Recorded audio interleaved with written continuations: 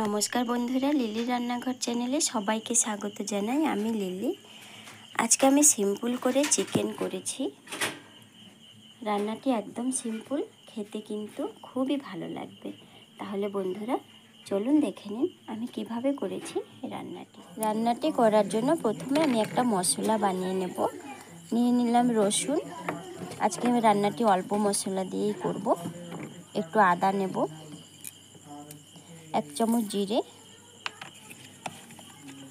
ছোট একটা পেঁয়াজ নিয়েছি দিয়ে দিলাম, আর 1 চামচ দেব আমি ধনে গুঁড়ো।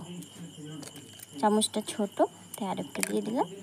সব কিছু মিশিয়ে আমি সুন্দর একটা পেস্ট করে নিচ্ছি। আজকে রান্নাটি আমি উনুনে করব, তাই উনুনটা ধরিয়ে দিয়েছি আর কড়াই বসিয়ে দিয়েছি। দেব আমি সরষের তেল, দেব আমি গোটা জিরে, পেঁয়াজ কুচি। পেঁয়াজটা কিছুক্ষণ ভেজে নিয়ে মশলার পেস্টটা দিয়ে মশলাটা ভেজে নেব।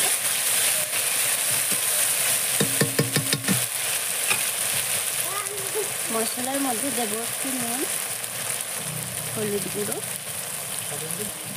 স্বাদ মতো লঙ্কার গুঁড়ো। লঙ্কার গুঁড়োটা আমি একটু কম দিলাম।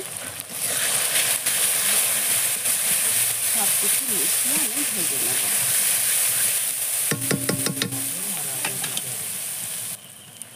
মশলাটা ভাজা হয়ে গেছে, দিয়ে দেবো মাংসগুলো।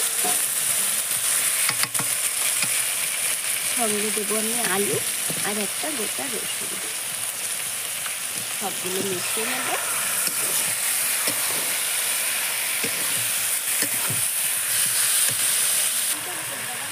এবার দেবো স্বাদ মতো নুন,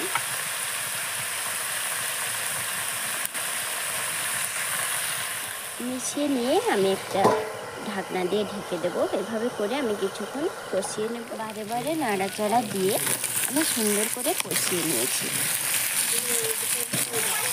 দেখুন কষানো হয়ে গেছে। এবার আমি দিয়ে দেবো গরম জল। আজকে ঝোল বেশি করব না, তাই অল্প করে দিয়ে দিলাম।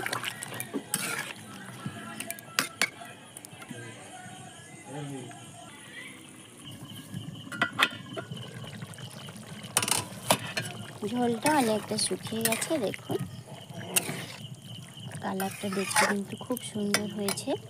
লাইট পড়ছে তার জন্য ভালো দেখা যাচ্ছে না, কিন্তু খুব সুন্দর হয়েছে কালারটা।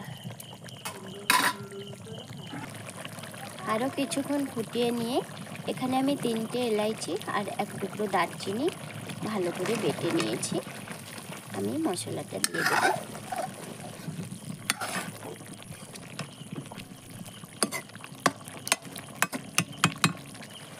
আমি এবার তরকারিটা নামিয়ে দেখাচ্ছি। তরকারিটা ঢেলে নিয়েছি। দেখুন বন্ধুরা, দেখতে কিন্তু খুবই সুন্দর হয়েছে, খেতেও কিন্তু অতটাই সুন্দর হয়েছে। তাহলে বন্ধুরা কমেন্ট করে বলুন কেমন লাগলো রেসিপিটা। ভালো লাগলে লাইক শেয়ার করুন। যারা আমার চ্যানেলে নতুন তারা অবশ্যই সাবস্ক্রাইব করে আমার পাশে থাকুন এরকম সুন্দর সুন্দর ভিডিও পেতে। তাহলে বন্ধুরা দেখা হচ্ছে আর একটা সুন্দর রেসিপিতে। ভালো থাকুন, সুস্থ থাকুন।